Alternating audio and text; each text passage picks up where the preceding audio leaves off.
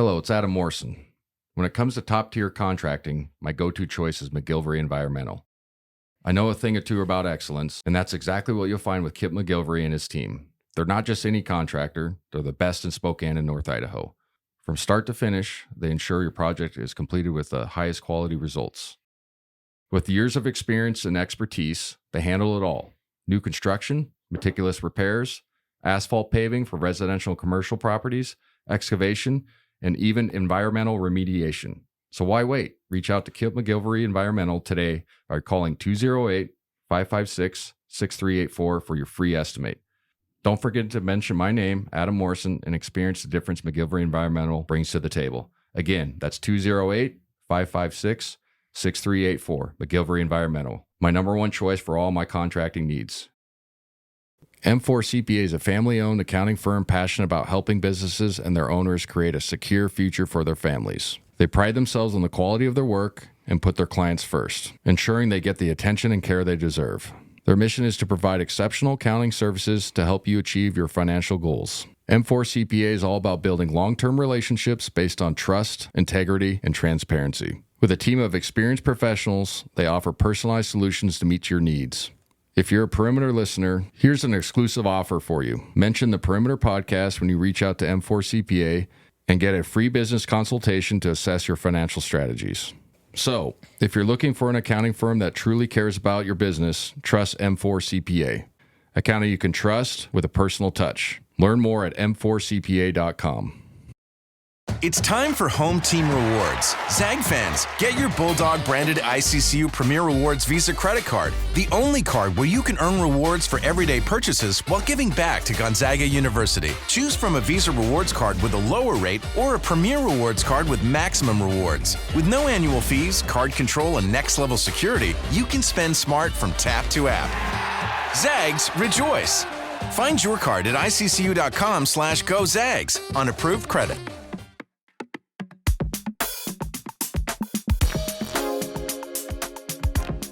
Welcome to the Perimeter, Season 5, Episode 16, presented by McGilvery Environmental, Idaho Central Credit Union, M4 CPA. Good episode coming up. Recap the St. Mary's game. A lot of emotions during that game. Last one for the foreseeable future. They'll ever play against them. A beautiful rivalry. Talk about that. Then we'll talk a little bit about Portland and Oregon State. So this might be a shorter episode because I don't really feel like talking about teams that are 216 and 212 in the Ken Palm, to be honest with people. Fair, yeah. Right? I mean, I'll give you the kind of a look. But, yeah, it was interesting, because coming into this game, we assumed that EK was going to play no matter what. But we didn't hear the news until about 24 hours or something like that before, which I think is the right thing to do. They probably knew before, but I think that's fair to make people prepare. Yeah. For and against. But going into that, you're like, all right, man, like I love our group, but if we don't have our big inside, at least one, it's going to be tough against St. Mary's. She's always really good on the glass and just a physically pounding team. And then they got two, the Harry Wessels kids is 6'11", I think, and then the McKeever kid is 7'1", and it looks all of it. Yeah. So you're like, that won't be fun trying to figure out that whole deal just on the glass per se, not on the defensive side. Obviously, they would have a height advantage, but usually those guys don't beat you. So, yeah, going into it, finally hearing that he was playing was a nice sigh of relief. But I don't know if you noticed this early, but he didn't move very good there about the first 10 minutes. No, he didn't. He took some jumpers that he made, but that were like – I got to say this the right way, kind of settling, you know what I mean? Because it's like, I don't know how much my ankle feels good. Right. And it's not saying that he's settling because he's soft. It's just like sometimes you got to let your body warm up and then you don't really know what you have. And so early on, I was kind of like cringing. I was like, ooh, if he's like, maybe he's really 80%, like legit. Yeah. And so that was kind of an interesting start to the thing, but we started off pretty well offensively. What I was really happy with, and this is a duh moment, but like it was nice to have the students in, and like the atmosphere was great. The atmosphere was amazing. It was amazing. You know, you had the buzz to it, and even the people in the other seats were, you can just feel a buzz. And when St. Mary's plays, usually all the big boosters come into town, so it's nice seeing those people as well. And it's just always fun. And so, what's crazy is they beat us the last 2 times in McCarthy. Yeah, which a lot of teams never really do ever, obviously. So there was a lot of at stake just for last WCC game. We're in first place, but then you'd be up 2 games theoretically. We got a loss. Santa Clara. We beat them, and then Santa Clara beat St. Mary's. So St. Mary's would have 2 losses, and I can't remember the last time St. Mary's finished not second or first. So that put them in a precarious spot to play 3 games potentially in the WCC tournament. Just thinking down the road, there's halfway through the season. There's still 9 games left or whatever, 8, 9 WCC games. But that's something to kind of ponder. It's when is the last time they finished not first or second? So like I said, with Graham being in, you're like, okay, deep sigh of relief, but you're also like, okay, we still got to go out there and execute. How does he look? He looks okay, like I said. But he made that 3 early. We shot it better. And what I put on my, before the game, the pregame was, he always did, if you don't listen to the games, people give them context. They always do 3 keys to the game right after the tip off. Yeah. Or right before the tip off.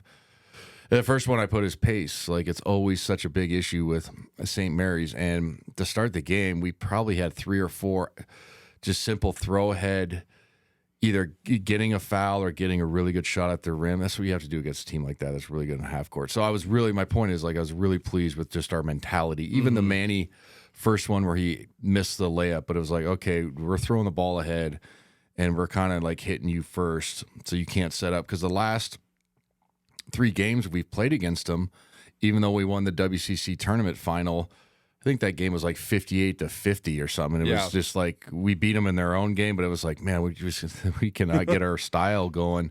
And it's been a while since, like I said, they beat us twice last year. So I was really happy with just the mentality that our guys had. Now, Morrison for them looks much improved. He was a good player last year, but he looks much improved. And they kind of let him do more than I've ever seen a Randy Bennett team deal with one guy, except at the point guard position. Now, at the point guard position, Deladova, McConnell. I can't believe I'm blanking on the guy that played in the league forever. Help me out with this one. He played for the Spurs. Oh my gosh. The Australian guy. God, I can't believe I'm blanking on it. Was he before or after Deladova? Before. He played for the Spurs forever. Yeah.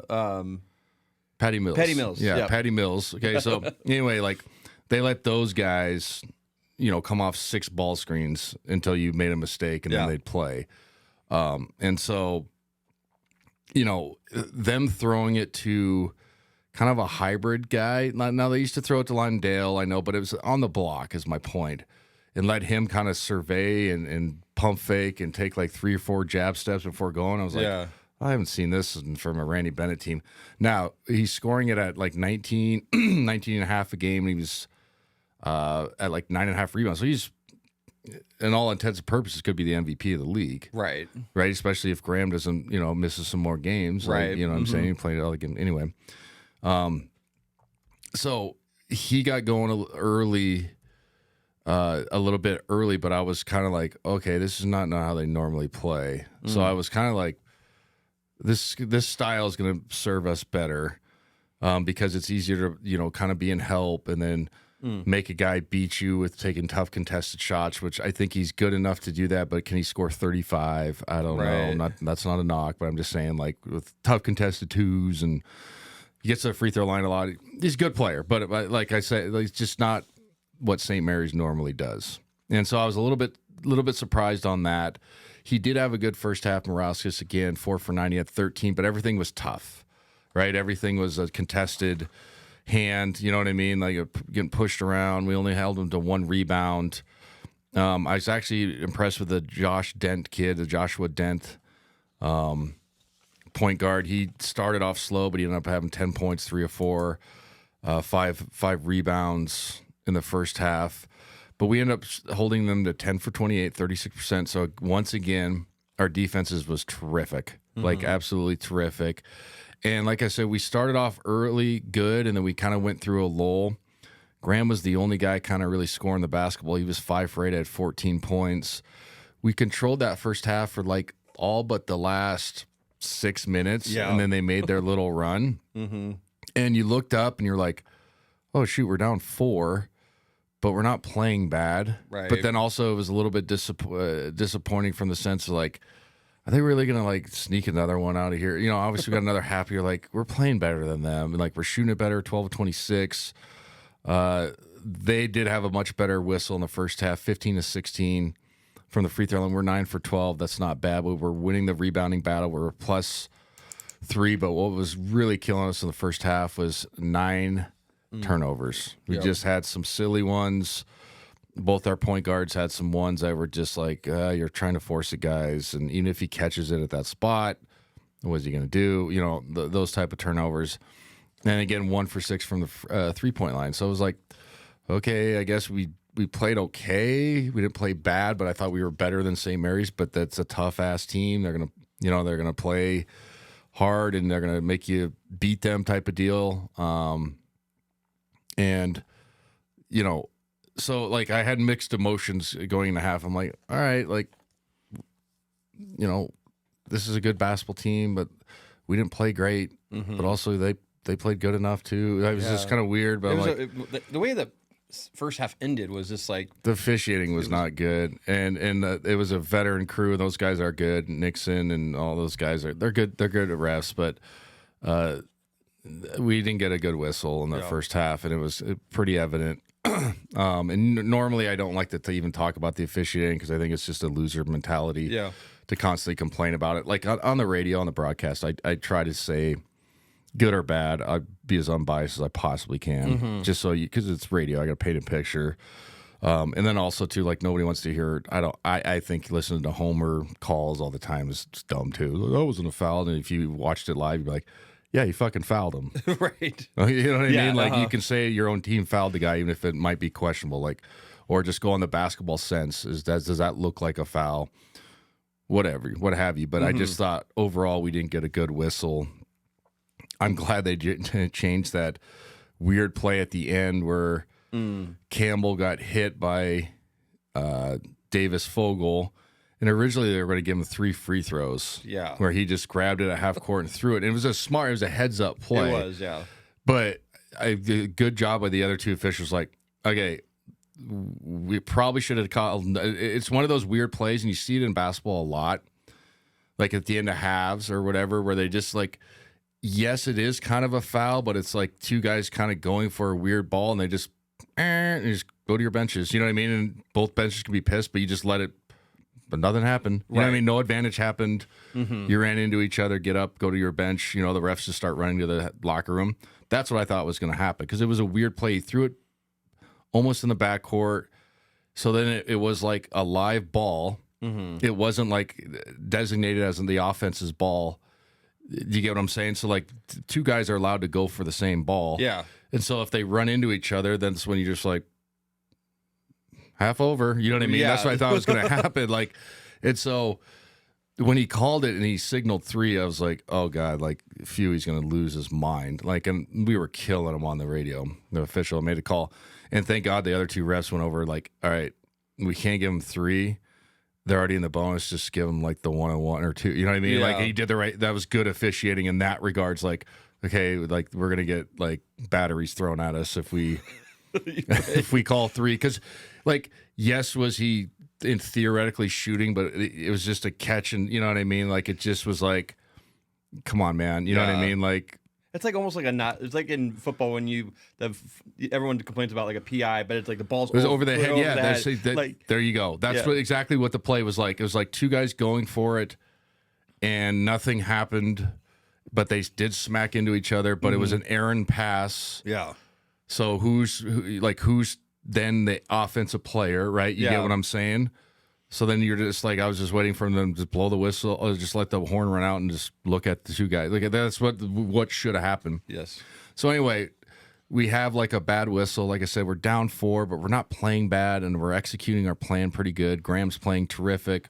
So it was just a weird deal. It's like, man, I feel like we should be up right now, but down 4 is not terrible, right? You know what I mean? Like, we're hanging in there, and if we shoot the ball better, once again, we got to talk about that. You know, we'll get right back into this game. So going into the second half, I remember I seen Farnham in the tunnel, and I would say what up to those guys real quick, and you know, Dave Fleming, and I didn't realize at the time it's probably the last game they'll ever do there, because I think we have that their last game against St. Mary's, because I think, yeah, obviously with the WCC, but we have the TV deal next year. I think we're like CBS Sports and CW. I think the Pac-12 is at. Oh yeah. So I don't know. Like, I'm sure we'll get some like Christmas and Thanksgiving tournament games with like whoever's covering in the tournament. You know, whatever tournament we're in, but those guys probably won't. So I didn't even realize. Like, oh man, that is. We've been here for 15 years calling these games, and they're good dudes. And anyway, and Farnham was just like, and this is not him throwing. He's like, can anybody make a shot for you guys in this game? And I was like. I've been saying it for, you know, I mean, like, that's the topic of my podcast, basically, right? You know, like, there's our content. But that's really what it was. It was like, defensively, we're good. The ball movement was good. And it's just not a knock. It's just we just couldn't get in a rhythm offensively, you know, to string together some threes. So it was one of those, like, okay, let's hopefully we can get some of those to drop, and then everything will change. And then we start the second half, and Manny really got us going. He had 0 in the first half, but he made those 2 threes, that corner 3, that early one. Then he hit another one by our bench. And then he had a kind of like a scoop shot in the lane off of like a broken play. So he ends up having 10 in the second half, but really got us going. It was nice to see him have a good game offensively, but this just 2 threes. And I've talked about it at length, and especially if you listen to my broadcast. It's like baseball. Like, your team's in a slump, but one guy gets a double, then the next guy gets a blooper. You know what I mean? And then everybody's like, "All right, we can do this, guys." And then, you know what I mean? Yeah. Like, and then a sack fly gets a guy home, and they're like, "Hey, it's not so bad after." I think that's kind of what it was. We go 5 for 11 from 3 in the second half, 6 of 17 overall for the game. So we turned it around from 1 for 6. 5 for 11 is obviously, you know, pretty good, 45%. And then I always talk about, you know, effective field goal percentage. So if you go 6 for 17, that's 3 times 6, 18. You're getting 1 point technically per attempt. It's okay. It's not the greatest, but that's kind of an easier measurement to seeing how many threes you're shooting. If your percentages are not great, you know, you can argue that. You know, so all in all, to start that half like that was absolutely terrific. And then we finally made our little run and got them kind of off their heels. But Graham Ike was absolutely fantastic the entire game. He ends up having his second 30-point game of the season at Gonzaga, 11 for 20, 3 for 5 from downtown. He makes all 5 of his free throws. Didn't rebound it great, but I think he had I'm pick my spots and when I want to jump in traffic, and I totally get that. Yeah. You know what I mean? That's like, I've been in that situation where I've had tweaked ankles, and you're just like, I'm going to save steps here. You know what I mean? I'm not going to rotate over, and that's not being lazy. It's just a reality deal. And then Jalen was terrific in the second half. He has 10 points, does a good job on the glass. We talked about Manny. And then Mario had a good stretch, too. He made a 3, which really helped us in the second half. Yeah. Had 9 points. But other than that, nobody else played great offensively. You know, as far as, you know, percentage-wise, we do +5 on the glass, which was huge. And then here's the number that really stuck out to me in the second half that kind of propelled us to, you know, extend the lead and come out here with an 8-point win, 73-65. We were 9-9 assist turnover in the first half, and we finished 18-10, so obviously 9-1. We took care of the basketball. Yes, yeah. Made the right plays. We hold them to 7 assists, 11 turnovers. That's kind of how they play smaller possessions, but they weren't, you know, firing on all cylinders offensively. They shoot 34%, 18 of 53, 8 of 25 in the second half, 6 of 21 from 3. What kept them in the game was 23 of 25 from the free throw line. That's 92%. We go 13 of 21, not great. But the theme I'm trying to get out of, I like to spit out all the numbers to kind of give everybody a how I'm looking at the game is defensively, man. These last 4 games with Braden being out and then Graham the last 3 or whatever it was, our guys have responded tremendously the defensive side. Absolutely. I mean, it's unbelievable as far as how much they've bought into how hard they have to play defensively. The scheme aspect, personnel. We didn't let Mikey Lewis get going. Remember last year he killed us. He did, yeah. From 3. We held Morrison to 16. What does that say? 15 points or 16? I can barely see it. 15 points on 5 of 14. So we hold their best player, that's averaging 19-9, to 15-4 on 14 field goal attempts. Dent had a good game, 6 of 12. He has 16, but he's averaging 13, so okay, he gets a little bit more. Yeah. I actually don't mind their freshman kid, the Dylan Shaw. He had 13. He played well, made his free throws, but he had 13 on 7 of the shots. But point was, we just suffocated them defensively in the second half, and it wasn't like they were missing shots. It was everything was contested. Yes. Obviously, they missed a couple bunnies around the rim with their 2 bigs, but we did a good job of negating like Harry Wessel's ability to. He doesn't score the ball, but in the especially last year, he really killed us with like tip outs and pushing a guy in the back legally and getting an extra rebound. You know what I mean? Yeah. And then the kick out 3 where you like the last, especially the 2 losses last year, they always made like kind of those threes where you're like, oh my God, we just had the ball in our hands. One of our guys fell down. We're down 3. They get it at the end of the shot clock, one of those, and you're like, oh, now we're down 6, and there's less position. You know what I mean? Yeah. They didn't have that game, and we made those type of plays. So all in all, obviously being St. Mary's the last, I'm going to call it the last game of the Kennel. I don't see we would ever do a home and home with them. I just don't see it. It was satisfying, and I think everybody kind of understood the deal on that, and we've talked about it at length with the transfer portal and NIL. It's harder to build, tradition and understand that for certain groups because they're all new. But our guys had that look about them and understood what they were, partaking in, and it was just a cool sight to see them kind of grind one out, especially in the second half, and make those type of plays, and then. Obviously Graham grinded out and gutted out and play. He was hobbled. It wasn't bad, but if you notice, he had high top sneaks on. They never, like the complete high top deals.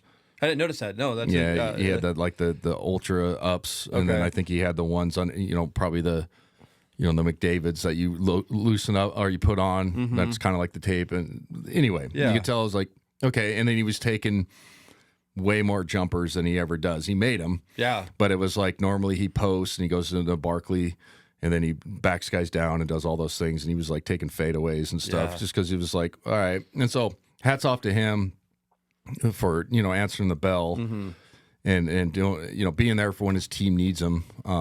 And yeah, I was just really impressed with just our defense overall. And then the last 4 games, like I said, guys just understanding what's at stake as far as just a program-wide, we want to win this conference, but we want to beat our biggest rival who's beaten us twice. At home, yeah. At home, and it's the last time we'll play him there. You want to win that game. You do, yeah. And it's going to turn into a quad one. St. Mary's going to be an NCAA tournament team unless they completely falter, which they never do. They're 19-4. Yeah. They're 30-something in the Ken Palm. They're fine. They're a tough out for anybody. Yeah, it's just so impressive with them, too, and I say it every year, but, like, that Dent kid played, like, 0 minutes last year. He played 3 minutes a game last year, and the 3 minutes was probably skewed when he got in 10 minutes when they blew somebody out. Right. Seriously. Yeah, no, you're right, yeah. But they always do that. They always have somebody waiting in the wings at each position that they're just basically, like I almost said grooming. That's not the word we want to use in today's world. Like, training to be the next guy. Yeah. Right. And like they come in and they're like, that guy, like at the end of the bench last year, like I thought he was a walk-on and he's averaging 13. You know what I mean? Like they just find these guys that are solid, good players. He was a good point guard, gets in the paint, was under control, has a nice little jumper, shoots it well from 3. I was impressed with him. Yeah. But my point is like they lose Marcelonis last year and then they just like, they don't skip a beat No, they don't. Yeah, I mean, they just literally don't skip a beat, and so it's always a fun atmosphere to play them. And I'm glad the students were there. I'm glad we played well, and it'll be interesting to see how, Graham's, I guess, body reacts to after that game, and then what happens in the 2 games leading up this week against UP, yeah, and then Oregon State. Now, are those teams the best? I just said no in the opener. But do you want to be full strength to beat them? Yeah, and usually Oregon State has more bigs than not. Mm-hmm. So I'll be curious to see how his ankle looks after that. Yeah, after that game, and if he plays in either of those games, I don't know. I'm just literally guessing. I'm just thinking out loud. It's starting to feel like almost load management. That's a good point. And I feel like he could have been available for San Francisco, but I feel like they wanted to have him for St. Mary's, guaranteed. Yeah, I think so too. And then also too, like I referenced this, I think it was an episode or 2 episodes ago. It was like, this is the ankle that he missed the whole season with at Wyoming. So, sometimes you get idiots that are like, oh, it's just a sprained ankle. It's like, no, if you've had major surgery on it before and you've missed a year, and then it feels a little bit like it's had before, you're entitled to listen to your body, and make sure everything's dialed. And so I'm glad he did that, and I'm just glad that our guys understood, what it takes defensively with having him and obviously Huff out, and they've passed with flying colors the last 4 games. I mean, it's unbelievable. Yeah, just how they're flying around, being pests. It's the only silver lining that's come out of Huff's deals.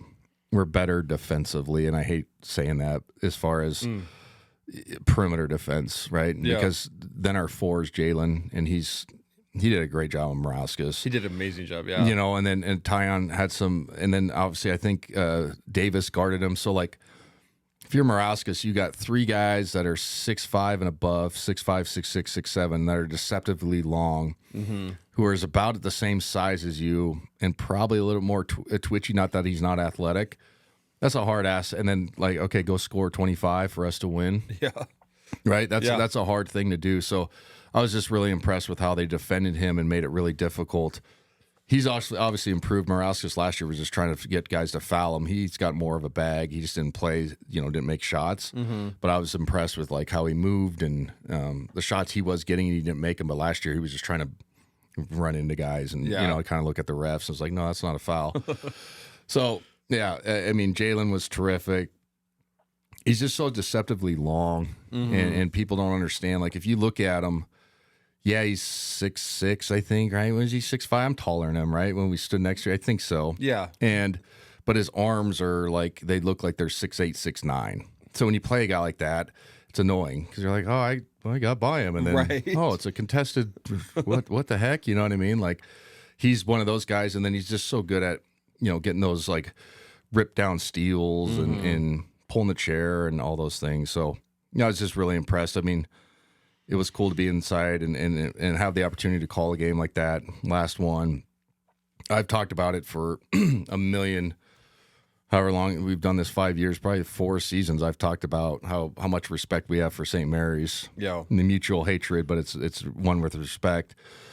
So anyway, when you can beat them, it's a cool thing to do. Yeah, obviously. So it was a fun game, and it was seeing Graham like just be able to get out there and like cook was very just nice as a fan. And like he had that, I think the game changing moment was when he had the ball at the top of the key, and he like he just basically juked Wessels on the ground, and he dunked it. We posted a video on it on our thing, and I was just like, and it just made the crowd got everybody get into going, it. And like that was the other thing about that game was just like the crowd was getting into it. There was like people like yelling at the refs, and like just it was nice to hear the bullshit. Like that's fine, that's okay. Yeah. You know what I mean? And then like the F St. Mary's stuff, they say the same things to us, but it's in good. It's good natured. Yeah. You know what I mean? It's visceral, but it's not bad. You know what I mean? In the regards of some other rivalries, it used to be worse. Like I don't think people understand. I've talked about this before, but the student sections are way more tamer than they used to be, and that's not a like. Well, back in my day, it was way harder. It's just the truth, right? Like it's just alcohol was much more of a thing.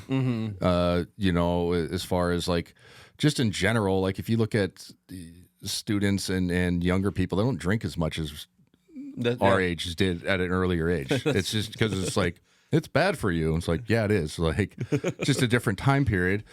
And then like it was you had to do more work to find out dirt on people. Yeah. And then it was easier to like make up stuff in your mind that this guy, I really don't like this person. And then if you see him online, you're like, oh, this guy's kind of like me. He goes to class, he's got a girlfriend, and he plays basketball. You get what I'm saying? So like it was easier to be like, that guy's a douche or whatever. Like I hate him, and I have no idea who he is. Never talked to him. And so I think that has something to do with it. But you go down there, they get hyped too. Yeah, they and theirs is a little bit less unorganized. And when I mean less organized, it's not a bad thing. But they don't have like a, you know, cheers that are like choreographed. Right. So theirs is more visceral. And then I think they serve booze. Oh, okay.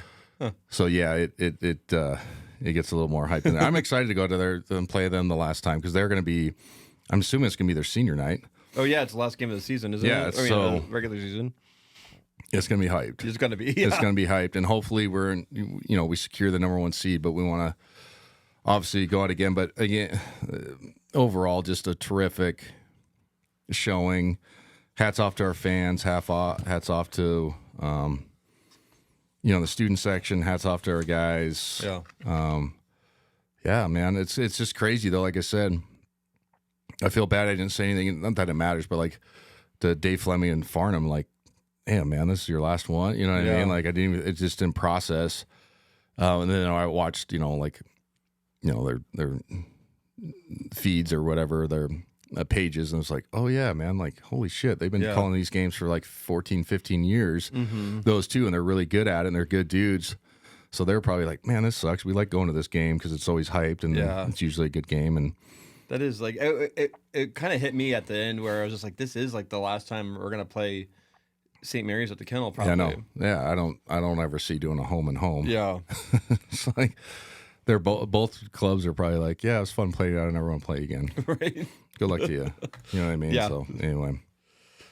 Do you want to talk about let's talk about the McGilvery player of the game. Okay. Like obviously I feel like it has to be Graham Ike. Yeah. It's Graham.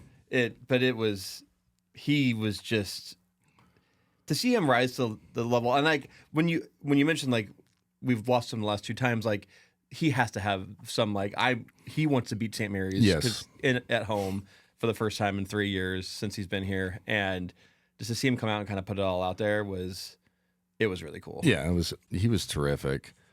Like I said, watching early, I was a little bit nervous because it just didn't have the push off, but sometimes adrenaline has to take over. You have to ankle has to loosen up, and then your mind has to, let it go too, and not protect it. But to him to make the shots that he's making, like the fadeaways and stuff, he didn't have that when he first got here. No, and that was a shitty shot when he first got here. Now it's like, okay, we can live with it. It's not the greatest. But once he gets his angle baskets, and then you add that to the fadeaway stuff that he can make now, then you're like, well, he's really hard to guard. Yeah. And being a lefty and all that stuff. And then the way he's improved his 3-point shooting is unbelievable. It's really cool. You know what I mean? So, yeah, I was really impressed with him, proud of him. It's senior year. He, obviously had that look. And to gut it out for your teammates is pretty special. So, I had goosebumps that night. I was just like, man, and it's hard for me to get. I'm excited, but it's hard to be like, yeah, you know what I mean? Right, I'm like, I've seen so many games and played and all that stuff, and it's not a nose in the air thing, but it's just, it's hard to be. And then before that game, I was like, fuck St. Mary's, man. These guys, you know what I mean? Like during it, and I was like, yeah, man, let's go. Like, I sit up on the media row, and like, there's never much like reactions from anyone in the media. And at one point, I was like cheering, and I'm like, I don't usually ever cheer during the game because I'm supposed to be impartial, kind of, right? You know what I mean? Like professional and But even a lot of the guys on the media, and they Theo were, and those guys, they were like getting into it, like, and it was it's a pride thing for all Spokane too. Like one of the proudest moments as a Zag, I mean, just not a Zag, just being from Spokane, was 2 years ago when they came and played Grand Canyon, and they probably thought, oh yeah, we got their arena. We got to stay in the Davenport. We've been here before. We know, and they came out, and it was a chorus of boos, and everybody was a Grand Canyon Antelope or whatever fan, and they lost. Yeah. And I remember thinking like, oh yeah, I love Spokane, because everybody literally was like, no, we're not cheering for you because of the WCC, and we reckon no. Yeah. And remember that? Yeah, like, I do. It was, and I remember people being, because we were obviously gone, and people sending me videos of them running out, and it's just you could hear it on the Deafening. And it was like, God, I love Spokane. Heck yeah, dude. Like, that's a rivalry. That's what it's a rivalry, exactly. Like, we don't like you guys, and I think it rattled them. And then obviously when Grand Canyon started rolling, it was like, oh yeah, you're in a true road game now, bud. You know what I mean? Like, good luck. So anyway, much respect for them, but it was a cool night to be a part of. It was. The Perimeter will be right back after a word from our sponsor. It's time for Home Team Rewards. Zag fans, get your Bulldog branded ICCU Premier Rewards Visa credit card, the only card where you can earn rewards for everyday purchases while giving back to Gonzaga University. Choose from a Visa Rewards card with a lower rate or a Premier Rewards card with maximum rewards. With no annual fees, card control, and next level security, you can spend smart from tap to app. Zags, rejoice! Find your card at iccu.com/GoZags on approved credit. Part of it was. What else you got? Do you want to talk anything about the games? Portland and Oregon too. Let's I'll at least do the do that. I'll do some of the numbers real quick. Okay, so Portland, they're 10-14, 3-8 conference, 9-5 at home. 1-9 away, no neutral games. Their leading scorer is Joel Foxwell. Don't know who he is. Shooting 40%, 35 from three. Shooting some ton of threes, 147. Decent from the free throw line, 78%. Averaging 15.5.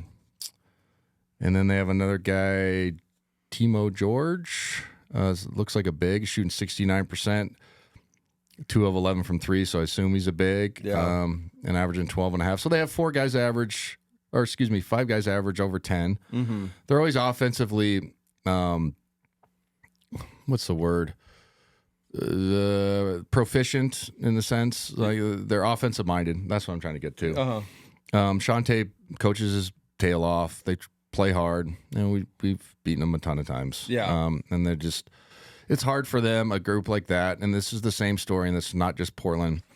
It's hard to build because every time you have good players, they go chase money, or they chase, well, shit, if I was got the ball more, I'd be averaging 17 instead of 12. Like this shit. You know what I mean? And that's what happens a lot. And sometimes it's like, it's an uphill battle for programs that do try. He coaches hard, you know, energetic, younger guy, blah, blah, blah. Yeah. And people leave. And so then you're always shuffling, and then it's almost scary if you get good, and you're like, well, enjoy it while it lasts, guys, because here they go. Yeah, I feel like those, like Corvallis and Pullman, like where WSU and Oregon State are located, like they're facing an uphill battle with recruiting because they get guys to come in, and you're right, like they leave, but it is hard to build. It's hard to build. It just is, and UP is a great campus. My daughter had a scholarship offer from the women's program, and we went on a visit there, and the women's program's terrific. Coach Meek's great, Batsell, they're like really good program, and the campus is beautiful. It is. It's cool. It's much like Gonzaga's, you know, old buildings, the old Catholic Jesuit stuff. It's just unique. Their facilities are fine. You know, they're not old. Yeah. They're older, but they're not like gross. You know what I mean? They got everything you want. So like, it's a cool place. And then you're in kind of the outskirts of Portland, if you get what I'm saying. Yeah. You get what I mean? So you don't deal with some of the other stuff that Portland has to offer. I'm not saying that's a knock, but it's a safe school. That's what I'm trying to get at. And so you're like, yeah, this is a cool place. And Portland's a Portland area, and Seattle area is a great basketball area as it is for high school. There's a lot of good players, and that's been well documented. You know, state of Oregon, state of Washington has good players. It's just hard because guys leave, and it's just what happens. And so, you know, it's a team that we've had a lot of success with. When I gloss over them, it's not a disrespectful thing, but they're 10-14, and we should win the basketball game. Yes. This is what I'm trying to get at. But it'll be cool to go there again, because I had one of my best games there. I think my sophomore year. I think Slam Magazine was doing a piece on me, and I knew they were coming to the game, and I was nervous to not have a good game, because that's back then. It was like, if one guy's coming out to see, he's probably the only game he's going to watch. Right. And so you don't want to look like shit. And I played good, and then it was Derek Ravio, buddy of mine, obviously point guard. He was from there, so you want to play well, so he gets a win. And then B Mike's from Portland. You know what I mean? Like there's a lot of like Gonzaga roots.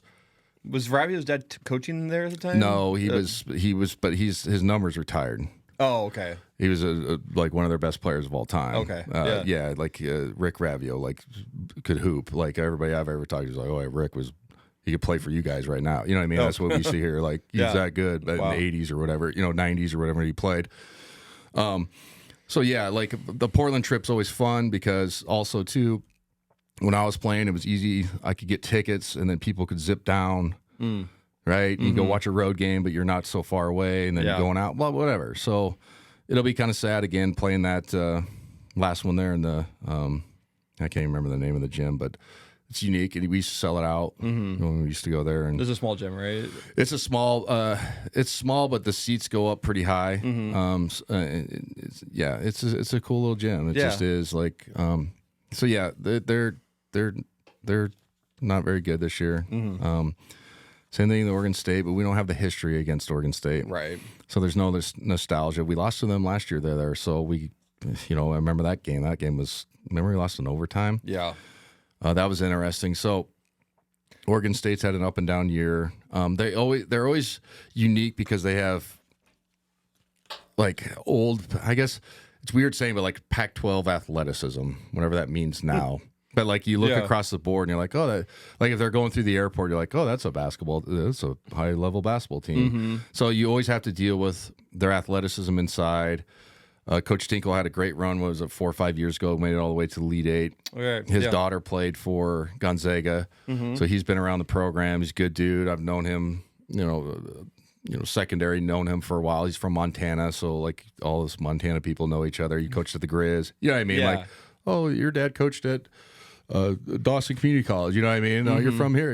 Anyway, so there's that. But it's similar to Portland not having a great year, but we should be fine if Graham's playing. But again, it'll be interesting to see if he is playing or not. Yeah, so, it will be. Yeah. They shoot a lot of threes. That's like. So we want to go over the deal. So how many threes they've shot? 572. You're right. That is a lot. 35%. That's not bad. No, yeah. They have two guys averaging double figures. They're 12-12, 5-6 in conference, 9-4. At home, 3-5 away, and then 0-3 in neutrals. This is what's crazy is I'm looking at all the names and I don't recognize one from last year. Yeah, I just don't. So that's why it's weird doing some of these games. I know everybody's started hearing in the transfer. I don't know how many times I have to say that every year. In the NIL portal area, it's like all you talk about. But these teams just get turned over so quickly. It's hard to build like a base of, like culture. Like here's an example. Like I know we're going a little bit off topic, but Miami of Ohio right now is like 23-0 or something. Right. In whatever conference they are. Cool campus, by the way. I visited this year. We were playing my daughter's team in the Under Armour circuit. We were in Pennsylvania or wherever Ohio. Yeah, we were in Ohio. And so we found a gym. We went to their campus. It's cool. It's middle of nowhere, and it's unique. Anyway. Yeah. And they're 23-0, and I haven't watched 1 second of them. But you're also like, I just off of how today's landscape is, they'll probably make the NCAA tournament, hopefully, and then 4 of their guys, I'm just assuming, they'll be like, I should be playing in a bigger conference. And then their team will get broken up, unless they're all seniors or something. You know what I mean? I have no idea what the roster is, but that's the first thing I thought of, was seeing a good, like, mid-major, quote-unquote team. There goes all their guys. Right. Unless you can somehow, like, if you get guys that are like, screw it, let's just go have another good season next year. But like you're gonna get 3 agents be like, dude, you should be getting this, man. Like you're getting screwed over. It's like, no, actually the experience and being really good is pretty cool. That doesn't happen for a lot of people. That's true. Like, Yeah, man. Weird thing to think about, because like, had that existed when Gonzaga was starting, like it doesn't exist. It doesn't exist. Nothing exists, right? Yeah. If that's the case, and that's what's so unique about our run is there was a lot of teams that have had deep runs in the NCAA tournament, but nobody sustained it as long as we have, and then turned it into a blue chip. Right. You know, there's the old Wichita State. You know, remember they beat us in whatever year that was, 08 or whatever. The #1 seed when we were in Salt Lake. They built a new gym, I think, the year after, 2 years after, and they literally, there's some guys that I knew that played there, and then, you know, through coaching trees, they literally called it like the house that Gonzaga built, because they had that run, and then they go to the Final Four, and then they had some good teams. They had Van Leep and then Ron Baker. They had some good teams, good coach.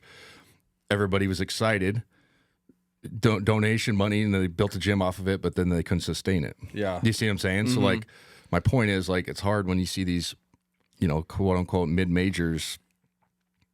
If they get good, they disappear because everybody gets picked off. It sucks. I mean, Gino Auriemma had the best rant. And if anybody's a true basketball head, I think it was 2 years ago, and I might have talked about this on a previous episode, but just going into transfer portal and whatever, and like, this is not me saying it's not right as far as kids having options. I'm a free market guy. Yeah. You know what I mean? You're allowed to do whatever you want in your own life, but there's got to be guidelines, is my point. Yes. And he did a post-game presser. I know it's the girls' side, but he goes, I think they played like St. John's or somebody in their conference, Rutgers or something like that. And they sneak out with a win, and then he's just like, you know how unfair this is that this guy outcoached me? I'm just paraphrasing. Outcoached me, developed all these really good players, and probably next year I'll probably get 2 of them. Yeah. And he's the one that's benefiting from it. But he's just like, so this is not fair. Yeah. And it's true. It is true. So like, it's like some of these programs turn into developmental programs for other schools. Yeah. And then the counter is like, well, you don't think kids can move upward? I'm not saying that. But it's just like, where does the lower end, and I hate saying the word lower because it sounds dismissive, but it's not. The smaller programs, when can they build like, you know, where they have a really good junior class and then a senior class, and they go to two NCAA tournaments or 3 NCAA tournaments together, you know what I mean? And they have some all-time teams, and they go to the Sweet 16 one year, blah, blah, blah. Like, because nobody wanted to play those teams when you were, you know, like a younger Power 5 team, and you know, you're a 5 seed, and you're like, oh, we're playing Kent State, and you're trying to convince your guys, like, no, actually, those guys are, like, for 3 years they've been together. They're really good. Yeah. Like, just so you know what I mean? Like, and those guys are 22, and you're 18. Right. He's gonna kick your ass, and and you see it every year. Like, and then you dive in, they're like, oh, they're 30-4. You know what I mean? Yeah. Oh yeah, they're pretty good. Like, they won their conference tournament. They're 30-4, and they beat a couple good teams. And they lost to Duke by 8. You know what I mean? In a Christmas tournament or whatever. Like, they're pretty good. So like, that's my point. Yeah. Is it's and going off of the Wazoo and the just even the you were talking about Pullman and then talking about Portland. It's like hard to build. When everybody's just looking at the other side of the grass, or you know. Well, I what imagine I mean? as a player too, like, you're thinking like, well, I'm scoring this many X amount, points. I'm out of here. I'm out of here, man. I'm looking at what the other like major programs I could go to and be a role player or be a starter. Like, I'm sure somebody's done it, and if it'd be cool if to get like a analytics dude on it, but like, all the high major transfers, and then like, you'd have to have a qualifier what that means. What impact do they really have on winning when they go to higher conferences? And you'd have to designate what's considered a higher conference, what's considered impact. You know what I'm saying? Because like, you see guys all the time, and we do it in our pregame broadcast just to set the scene. We'll be like, okay, this guy was the all league and such league. Now he went to this school. You assume he's going to like dominate, and then you meet him again halfway through the season. He's averaging 7. Not that it's bad, right? But he was averaging 16 or 17 at the other place. Yeah. So then you go, was that worth it? No, it's not, I'm not just talking about scoring points, but you know what I mean? Then you go, I don't know. So to me, I know I just went on a kind of a rant here, but it's always interesting when you play those type of teams, Oregon State, Portland. It's so hard because half their guys left. They left the year before. So you kind of give them a tip of the cap for at least still being out there playing hard and competing every year. And that's not like a sympathy thing, but like if you're a coach, you have to start all over again. And your best guys leave. And then you hope the guy that you got to replace them is just as good. Yeah. And it seems like the lower teams are like, they're picking up this kind of like, oh, they just all go. It's a bunch of lateral moves too. You see guys that have gone to like 4 different schools, and they're all the same like level. Yeah. So then I'm also sitting there. I'm always like, so what was the point of like going from a Patriot League school to a Big West school? Right. Geography, okay, but whatever that means. Was it some NAL, but it can't be like life changing? But also, you don't like talking about other people's pockets. That's true. You know what I mean? Like that's not fair because you don't know what everybody's. 50,000 maybe mean something different to certain other people, right? So you hate doing that, but also you're like, well, Uncle Sam gets half of that. So you know what I mean? Like it's just like, okay, what is it? Was it worth it? Blah blah blah. But that's an episode for. It's a whole. It is. It really is. It is because it's hard to get behind cheering for like the mid-major teams, and I hate that term because we got labeled that, but it was a different landscape. Because you just wonder, are they gonna be gone next year? Yeah. And it's not gone because of graduation. It's gone because somebody's calling him right now and recruiting him to be a corner 3 guy at a power 4 or whatever. And I don't know. It's hard to be like, yay, college basketball. I mean, we would definitely. This is going to come up multiple times, but yeah, we can definitely end it here because I feel like we could go on. You keep going. You keep going forever. So I was like doing some stats last night. I was like, what? I'm trying to find like some interesting stats, and I found this website that has like really advanced stats. And something that stuck out to me is that Gonzaga is number 2 in the nation in team percent of points from 2-pointers at 60%. Yeah. So 60% of our points come from 2-pointers. Yeah. But on the opposite end for 3-pointers, we're 349 in the nation in 3-pointers. And it was just like, it was really just a unique stat in that like, it just kind of shows like how much we're not relying on the 3-pointer this year, and we're just winning games with 2-pointers, which you've talked about a lot. Like that's just, that's not typical. It's not typical in today's game. Now, that number is definitely higher, obviously, with, what was Braden leading the country in field goal percentage, and he had the most field goals in the country before he got hurt. Yeah. And then Graham's shooting whatever's probably close to 60% and averaging 19 or 18. You know what I mean? Yeah. So you're getting a lot of 6-footers and guys that can make them. But it's a curious stat because, I've said it a million times, when we shoot the ball at a higher, just a normal clip, we're really, it's then like the second half, we go 5 for 11. Yeah. And then St. Mary's didn't have an answer on a couple of those because we just go on those little 6-0 runs. Yeah. And especially in a slower down game, it makes a huge difference. It does. So it just goes back to shooting the ball, and it feels like such lazy analysis, but it's like, sometimes I'm just like, oh, if we make shots tonight, we'll be a lot better. Yeah. You know what I mean? But like, there's usually not a scheme thing. There's hardly anything that you can really do differently. Obviously, there's little chess moves you can do. But Huey and the staff have got a scheme for everything. They've seen everything. Yeah. The only thing they've never like seen and nobody does is like a box and 1 or triangle and 2. Nobody does that in college. Yeah.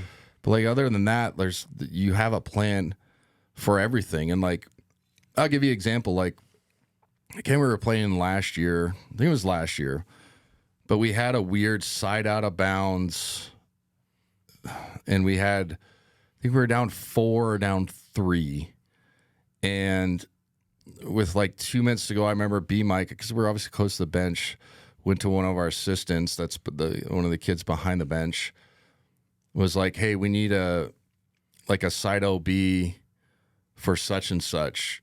And the kid literally pulled out a binder, and it's smart. You have a binder of plays. And he started thumbing through, or it was a play that B-Mike said to do, but he probably didn't have it on the tip of his, he probably hadn't drawn it up in 5 years. Yeah. And so the kid already had it drawn up. Oh, wow. So when the timeout, like when they knew the timeout was coming, it was already there. So my point is, like, there's a scenario for everything.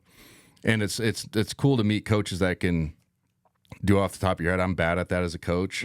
Like I blank out, or I'm like, oh, let's run the same play we ran 7 times. Right. You know what I mean? Yeah. Like, but my point is, like, if you're a good program, like obviously like we are, you have everything kind of already mapped out what you've seen before. Even now in today's game, all right, everybody does the ghost screen and goes under. Okay, now people do the Gortat or the Spain.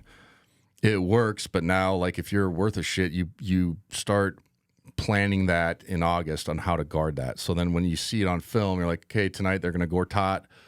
Be prepared for it. You need to go over the top, or you need to smash the shit out of the big, or we're just going to trap and take it away to just to our 2 defenders. So their Gortat screen on the roll is not going to work, or whatever. Yeah. You know what I'm saying? Okay, or they're going to come and ghost tap you on the side. It's not a screen. It's just a hand.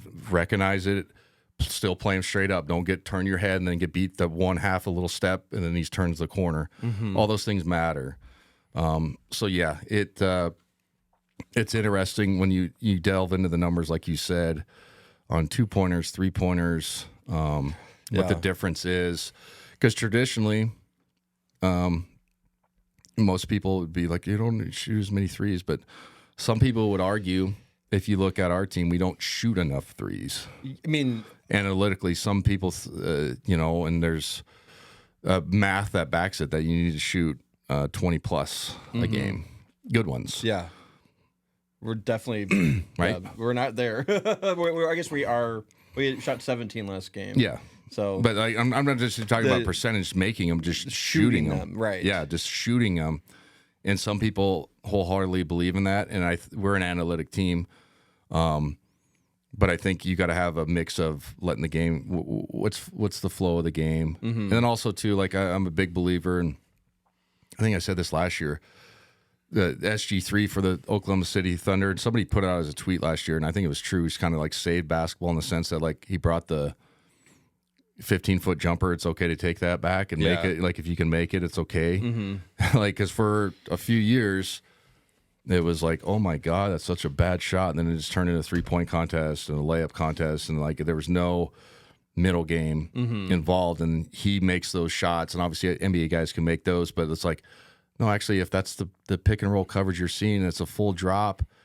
What do you just dive into the 7-2 guy every time and try to score over him, or just make a fucking 15, just make it. Yeah. Shoot at 55%. It's a good shot. Probably for him, it's probably 60, 65. You know what I mean? Like, and then they have to get out of that drop coverage. Then you take away the rim protector. Yeah. You know what I mean? So it varies when you look at analytics, and it especially in today's game, everybody's a copycat. So whatever works, they shade towards that. Yes. You know, Tommy Lloyd still plays bigs. We still play big. So, you know what I mean? Like, it's not always skewed, but my point is, it got for a while that basketball was turning into everybody played exactly the same. Yes. For a stretch there. And it kind of got like, because somebody make a 12-footer, it's all right. Yeah. And like, it's not the end of the world if he misses it, but like, that's the defense you're getting. But also, like, trainers, players, work on that shot. If you can make that shot, then you, like I said, you take away a pick and roll coverage that they can't guard. They have to get out of it. Yeah. Well, and I feel like last game, because we weren't shooting threes particularly well, it kind of opened up the threes at the end of the game for us. Yeah, no, but see, you're 100% right. Like, they gave Manny that first one in the corner, and he stuck it, and then the second one, he was wide open on I think somebody drove middle and sprayed it to him. But it, obviously, if you make those, it's like, oh shoot, now we got to contest and all those things and close out. Yeah. But yeah, that's a great stat from for the M4 CPA, because it just shows you the disparity of where we get our points from. I would be curious, and I have no clue, because I'm not an analytics nerd or whatever. what the balance should be. Should it be, I wonder, you know, 55 twos and then 30 threes and then the rest from the free throw line? I wonder who's like the top of the, anyway, that's something for another deal. But there is some, you know, like Ken Palm guys and analytics guys that would be like, well, the teams that made the Final Four are 55, and you know what I mean? Like, there's definitely some like qualifiers. There's definitely probably some qualifiers. It was like going into the, like looking at more of the stats, like I was looking at the teams that are like, that are at like the 40%, and it's like North Florida, Army, Cornell. Oh, so like 40 from two, and then the rest from three, basically, or from the line. These teams are like, these are 40 from the three. Like they're the best in the nation, and they're nowhere near like they're just I think the best.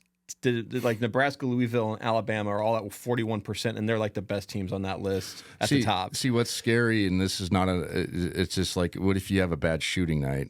Yeah. But if that's the personnel you have, but then also like the counter, they would just counter like, well, you guys have gone 3 for 18 before, and you've squeaked out a win. Right. So it works both ways. Analytics can have a little bit of a sway either way. Yeah.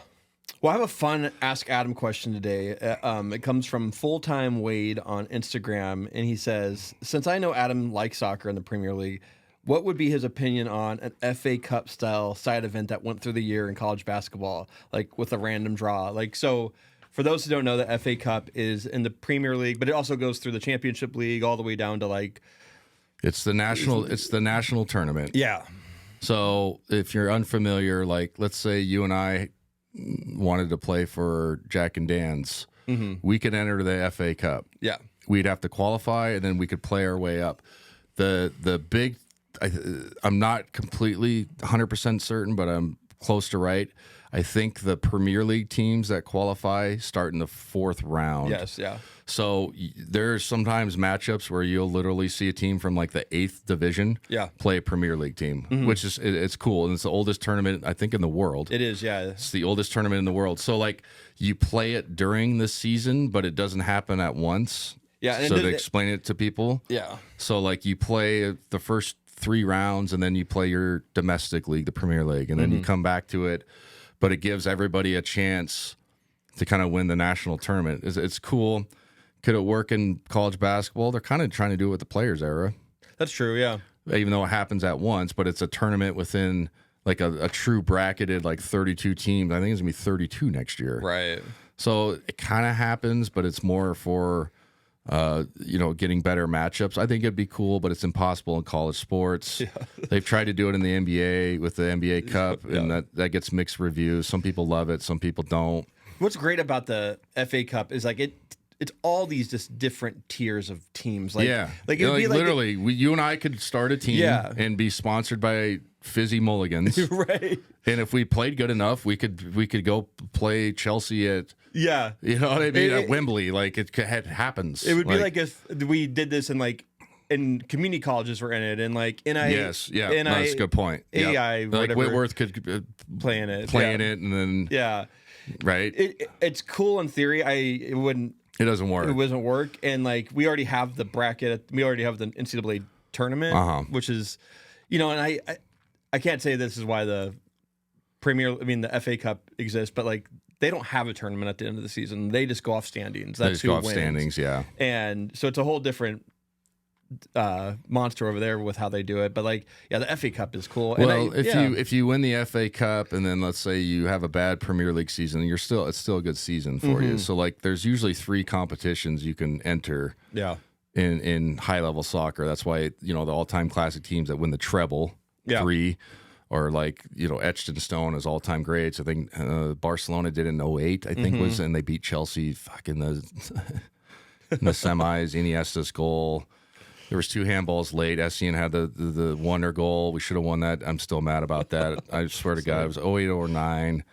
That was my like true fandom of Chelsea was Drogba, Lampard, Essien, Ballack, Maluda, Basingwa, like it was Ivanovic, like that Peter Cech, like that was my Chelsea era. Anelka, like that was, and that Barca team was, I think it was Henry, Messi, Iniesta, Xavi, Holy cow. Puyol, who was an all-time defender. I'm missing. I don't know if Eto'o was on that team too. Like, it was dumb. Mm-hmm. Dumb. That And they won a good treble. Yeah. And we had them 1-0, and we were up, and there was a loose ball. Essien missed it out the edge of the box, and it was just a little back pass, and fucking Iniesta, top right corner, dude. Like, and I used to see it in slow motion. Because the whole thing was we went there and went 0-0 because it's the way goal thing. And we parked the bus the first game. I don't think we took a shot on goal. Maybe took one shot on goal. Oh, wow. At their place, like we were supposed to do. Just fucking fuck you. You're not scoring. We're getting out here 0-0, and then we're going to go to our place, and we get the wonder goal, the left foot off the bounce, hits the top of the crossbar from Essien, who's like one of the best central defensive midfielders of that time. And yeah, it was brutal. It was brutal. Yeah. And I had to walk in the locker room after, and Powell's a big Barcelona fan. Obviously, Kobe was too, and I had to hear bullshit from them for a week. That's what sucked. I mean, seriously. Yeah, like, no. It's like Essien, and then so Iniesta, like it pissed me off. Still mad about it. Like, it was, yeah. This is Jose Mourinho era. Let's 1-0. That's all we gotta do. That's all you got to do. Oh, man. Yeah, it sucked. That was Champions League, though. That was an FA Cup, but anyway. Yeah. Well, I mean, great, fun question. I always love talking about these. Like, his thing is you could get some weird matchups like Duke away. I think his thing was like you could get matchups where Duke's playing against Weber State. And like, he's 100% right. And like that's what's cool about that tournament is, like let's say because they play a home and home. Yeah. Tottenham will go have to play at like some Central Valley High School field. Right. Yeah. Definitely. Yeah. And it's like a club that's worth $2 billion. Oh, you got to play us at our place. You know what I mean? It's a cool tournament, and teams like that usually get beat. One, really good team a year, like they get 1-0 or something weird happens, or they play on like a slop pitch, and they just like, no, you have to. This is our pitch. Like, you got to play on it. You got to play. Yeah. It's cool. That would be cool to see. Like, Duke playing like Eastern Washington. Carolina did it a few years ago. Roy Williams, I think, is last year. He played at Wofford. Remember that? He just played at Wofford and was like, yeah, well, I think they opened the building. He was like, sure, we'll come play you guys. That's it was cool. Yeah, it's yeah. like, all right. And that's my thing for Pepperdine. Remember I talked about that last time? We should go down there and open their building. Definitely, yeah. Help them out, and then come back up, and we'll get the 54 in a row, and then close the chapter. Absolutely. But like, go help them out and go see the new building, and when I say help, not in a degrading way, but like, hey, you'll sell some tickets. Yeah. Get people to show up to your new place, and we'll probably win. Yeah. And you don't have to pay us anything. That would be cool. Because I think we're doing the UCLA thing again, the series. So let's go play UCLA first, and then just 2 days later go play Pep real quick. Just drive up PCH real quick, like old times, and go get a win in a new building, and then you have 53, and be like, hey, you got to come up here in the next year. We'll fly you up, and we'll play in December or whatever. And I love the idea of having like more games like that where your big teams are playing in smaller venues. I agree. It's a good way. We got some housekeeping to do. We're still doing the McGivery ticket giveaway. We'll be announcing the game next week. But we're just getting reviews flowing in, and it's been really cool to see them all come in. And we got one from Get There on Apple Podcasts. That's the username. Having Adam Morrison as a host provides Zag fans an expert player perspective that's insightful and entertaining. He really understands players, the college game, and the Zag organization and culture. Oh, thank you, Get There. I wonder if that's a poker reference, Get There. But nonetheless, we appreciate everybody, tuning in. Obviously, go vote again on the Inlander local podcast, best of. We appreciate that. We're going to do the hat giveaway right now. Yeah. Let's get the names in there. But again, we do appreciate everybody, engaging with us and keeping this podcast going, because it is fun. It's informative. We enjoy it. We get to talk good hoops. And, like I said, we'd like to give a different perspective on kind of the Zags. I will say we were getting some, during the last game, there were people switching over. They were commenting that they were switching over from the broadcast to listen to the radio broadcast. 590 KQNT on iHeart, 96.1.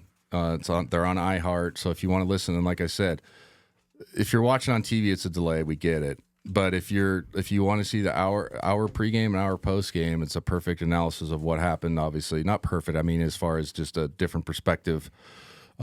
Huddy's obviously the best, so I just coattail off of him. But we kind of give our initial reaction to the game. So when the game ends, just turn it on real quick and listen. Yeah. It helps us out too, obviously. Yeah. So yeah. Well, here we go. Here's the. All right. Let's see here. Libby Tudor, Tudor. Perfect. Libby, I'm guessing maybe Tudor. I don't know. But you are the winner. Put it up to the camera. Here we go. So we just nobody thinks we. I've never got this thing to focus right, but maybe since it's that'll work.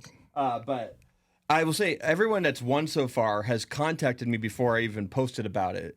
So perfect. So thank you for listening and then like paying attention and contacting via DM on Instagram. It's so I don't have to like seek you out. So I appreciate that. And the first hat is now on the way, and the other hat got delivered. So wherever you're at, I'll get the hat to you. And, yeah, we'll get it to you. And Brandon will get it to you. I'm not doing shit. So,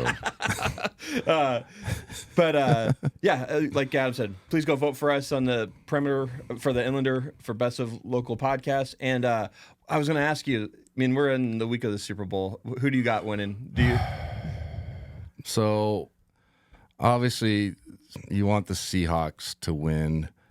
I'm a Broncos fan by family. Yeah. My cousin actually caught that touchdown in the previous game. Frank Crum was the big man touchdown. That's my first cousin. I was watching in the hotel room. I went absolutely ballistic.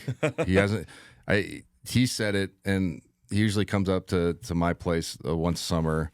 I remember asking him when he was at University of Wyoming, so when's the last time you like touched the ball in a game? And I think he said his senior year of high school he recovered a fumble. So the big guys never literally just don't just open play, touch the ball. Yeah. And so like they called a play for him. So anyway, I'm a Broncos fan. Yeah. So I'm gonna root for the Seahawks. It's kind of interesting that they're here already. You know, I mean, it feels like it's 1 year early. Not that they're not great, true. but Yeah, it just feels like it was like, all right, first year of McDonald playoffs, and then you lose in the, you know what I mean? But it's like, but it's pretty cool to see them rocking and rolling. But being a Northwest podcast, I think I have no choice but to say the Seahawks. You could say whatever. I was hoping for the Broncos just because of your connection. That's what if he would have won, I would have had to make like a real decision to go to the game. Yeah. And honestly, and like just get even face value tickets, I want to not like to pay for it, but it's like if your family's in the Super Bowl, you kind of have to go. So like I was literally watching the game and about ready to go, okay, book ticket, at least get down there, and then, hey Frank, can you give me a face value ticket? You know what I mean? Like he couldn't give me one for free, but give me a face value. That would have been like a smooth $8,500. But it's one of those you kind of have to do. But the snow got him, I think. But I mean, I feel like Denver's going to be good too. They're good. They're good. NFL's so weird though, man. Yeah, like so true. You get there and then you know what I mean. You just never know. It's the league of hope, and that's what they want. Mm-hmm. Like any year can happen. But here's the question I got. I know we've gone too far. As Seahawk fans, I'm sure there's some listening to it. If you're Mike McDonald, and this is not a pick a scab, but there's a situation where it's late. Are you automatically by default handing it off just because this team has nothing to do with the previous regime, right? Anything of that? By default, are you just handing the fucker off at least once? Yes, yes. Just for like the culture of the Northwest, like. Here you go. Well, get in the end zone. If we're at the we handed it off once.